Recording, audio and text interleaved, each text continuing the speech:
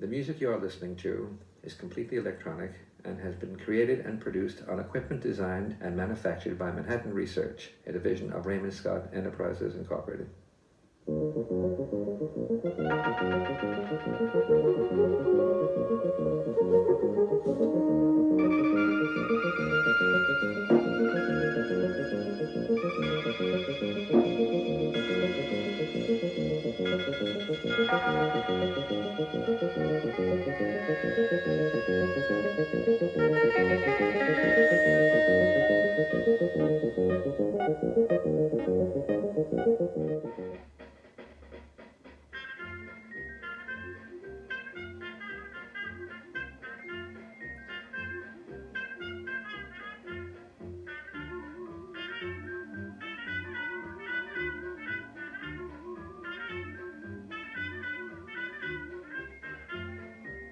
Who the hell is Raymond Scott? Well, those of you who watched my channel for a while, you know that every once in a while I like to do features on artists, some very well known and some not so known to the general public, or at least a lot of people around here, unless you get into sort of cartoon music, electronic music and such. But you heard the beginning here. I bet you recognize, most of the people probably recognize what you heard there. If not from the Warner Brothers cartoons of the Carl Stalling era of the 30s and 40s, but possibly of the 1990s with Ren and Stimpy and Duckman and The Simpsons. But that's music originally composed by Raymond Scott. So I'm gonna do a little feature on Raymond Scott, someone who I've admired for quite a long time, and play a few little cuts in between just to give you a little overview of his work. So anyway, Raymond Scott was a composer, was an orchestra leader, was an innovator, an inventor. He was a band leader. He worked on electric music and also electric music components and instrumentations, or gimmicks, as someone might say. But anyway, he started out writing and working on compositions, jazzy compositions, you might say. In fact, in his entire life, I think, except for maybe one exception for a commercial, he was also a jingle writer, by the way, but we'll get to that a little later. Raymond Scott never specifically wrote for cartoons, but in the 40s, Carl Stalling at Warner Brothers licensed a lot of his music, a lot of his songs to use in Warner Brothers cartoons, everything from Bugs Bunny to Daffy Duck. You've heard different variations of it, and let me just kind of show you some CDs I have. This, to me, is probably the one you want to get for a single CD. I should take it out of the... It's on Columbia. I believe it came out in the early 90s, and this is actually Raymond Scott performing these songs. And the most famous, you hear in the background here, and I'm going to play it in a second, is called Powerhouse. And Powerhouse was used in a lot of the cartoons for Warner Brothers, and actually again in the 90s. So take a listen.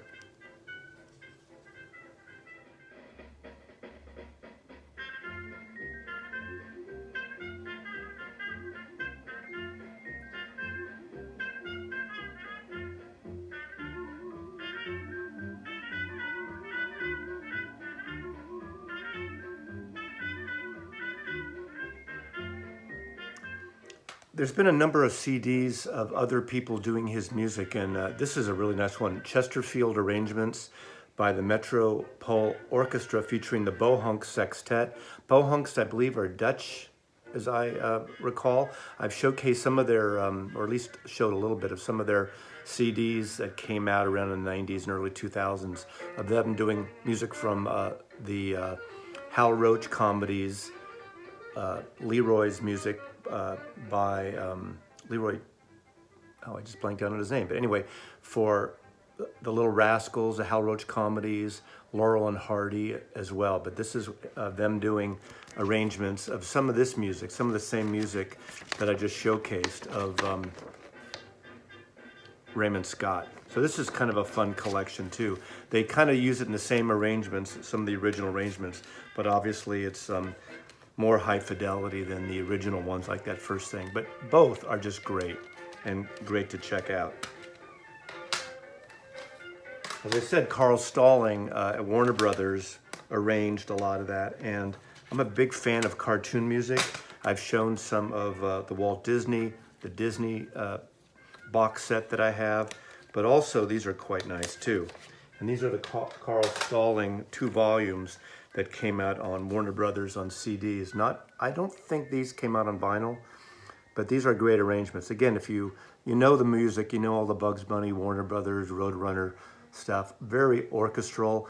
Not all of these, but some of these have were Carl Stalling pieces to begin with, and then they kind of expand. The orchestra expands on there, but they did, again, originally license some of Carl Stalling's music for these. So people think of him, one audience thinks of him as the writer of all these great cartoon songs. Then of course, there's another side that considers him and thinks of him as an electronic innovator.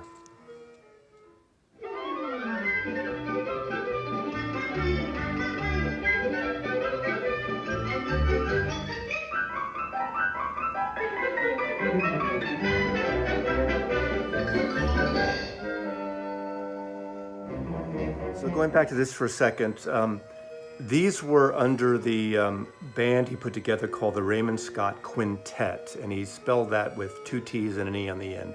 So Quintet, Quintettete, thinking it was a little kind of more novel and artistic. He did that in the late 30s, I believe 36, 37, 38, in that period. In 1939, his brother, who was the orchestra leader and band leader of the CBS Radio Orchestra, died, and Raymond Scott took it over, and he became the orchestra leader, the band leader of the CBS Radio Orchestra. I believe he also, at some point in the 40s, worked for the NBC Orchestra, and he did that for a number of years. Obviously, that was part of his main income until the late 1946. In 1946, he started Manhattan Research Incorporated, where he started inventing electronic instruments. He invented into the 50s the Clavovox, I think is 1956. And then he also invented the electronium. And we're going to hear some of that music and some of the stuff he did. Again, he worked also with Robert Moog, who obviously most of you probably know better than Raymond Scott, who invented the Moog synthesizer. They were collaborators. I think Robert Moog was Raymond's, not assistant, but on a collaborator, worked with him. He was the younger of the two. So they worked on these instruments together. So check some of these sounds out.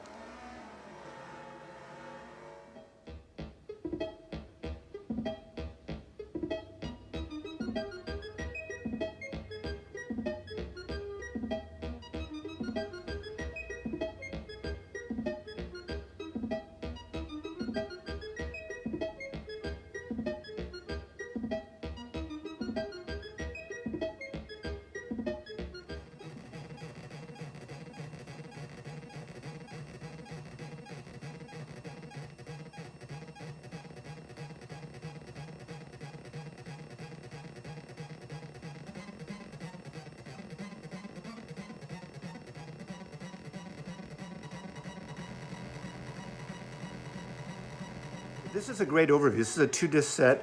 Again, this came out in 2000, and it's on Basta Audiovisuals out of Holland. It's got a beautiful book, very historic, about his process, his instrumentation, and it's a pretty nice overview of things as well. He also worked later, way later, and I'm getting ahead of myself, but in the 70s with with Jim Henson and the Muppets and did some sounds there as well. But this is a great overview of his electronic work and some of his other work. Now this, Ohm, is an electronic overview box set. He only has one track on here, but it's a great overview of different composers. Introduction by Brian Eno, a wonderful book. But it's, if you like electronic music and you want something, a sampler, some of it accessible, some of it really out there. Ohm, is it called Ohm? Yeah, OHM is a lovely collection, book and CD package.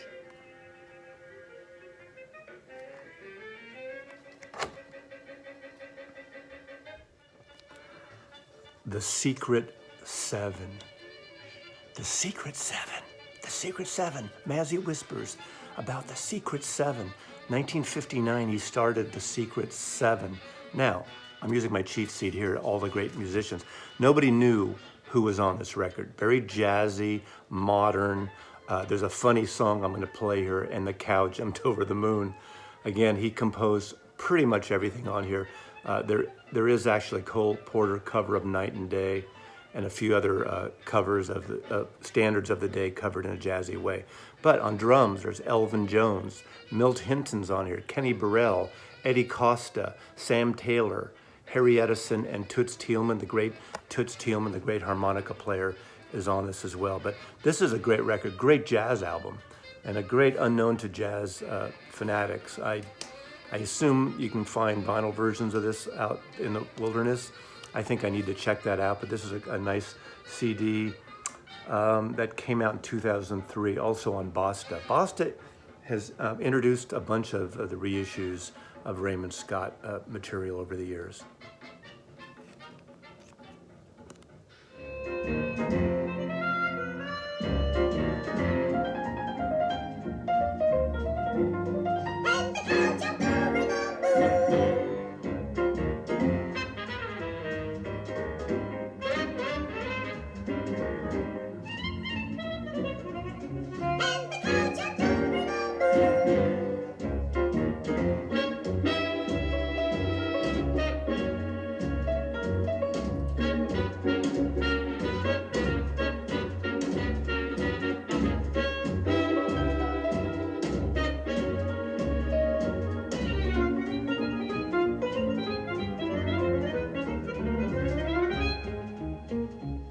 Now with this story with Raymond Scott, a lot of this overlaps because he really had his hand in a lot of things. Obviously the orchestration, the licensing helped him finance things, but also he worked from the 50s into the early 60s, mid-60s, doing jingles. He actually married a woman named, her second wife, Dorothy Collins, who sang a lot of these jingles. This is a Record Store Day issue that came out, and it's one of my favorite things of this year. And not for everybody, but it's really a fun listen to. It's a 2-record set on Modern Harmonium. Modern Harmonium is sort of the experimental offshoot of Sunday's Records. And a lot of these commercials, everything from the Land of Sky Blue Waters for Ham's Beer, songs of the Milk Bottle Moppets, Move to Schlitz, there's car, vacuum cleaner commercials, soft drink serenades, really fun stuff. And I love kind of off-the-wall stuff like this, very seemingly now experimental and very kind of modern, atomic, futuristic. Of course, and we all thought in the late 50s, early 60s that the future was going to be different than it actually is. But excuse me, this is an overview, a great thing. And let's play a little sample of just one of the commercial spots. But again, he made quite a lot of money writing jingles, performing. He did the performing and the arrangements on these songs.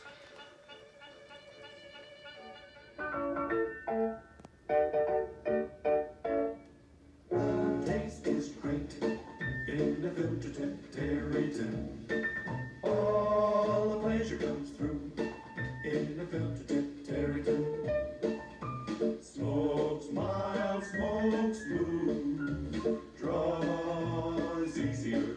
Yes, the taste is great in the filter Terryton. For we equip our filter tip with the best there is in workmanship. All the pleasure comes through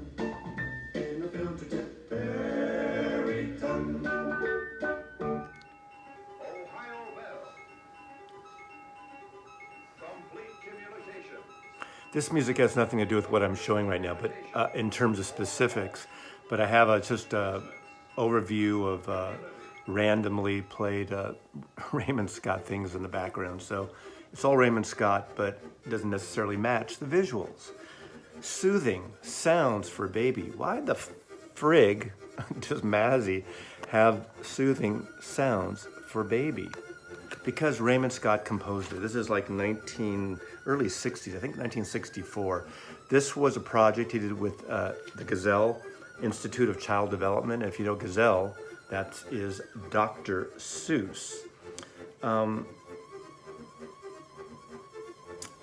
He wrote these and composed these electronic, atmospheric soundtracks to soothe your baby. Now, we have all this kumbaya, digital sound things to put your baby to sleep. Get that colicky baby to shut the up when you're trying to sleep at night. Believe me, I went through parenthood having, not myself having a baby, but being a father during those intense years. So this is a cool collection. This is 3 LPs. This was reissued, I think, in 2017, again, on Basta.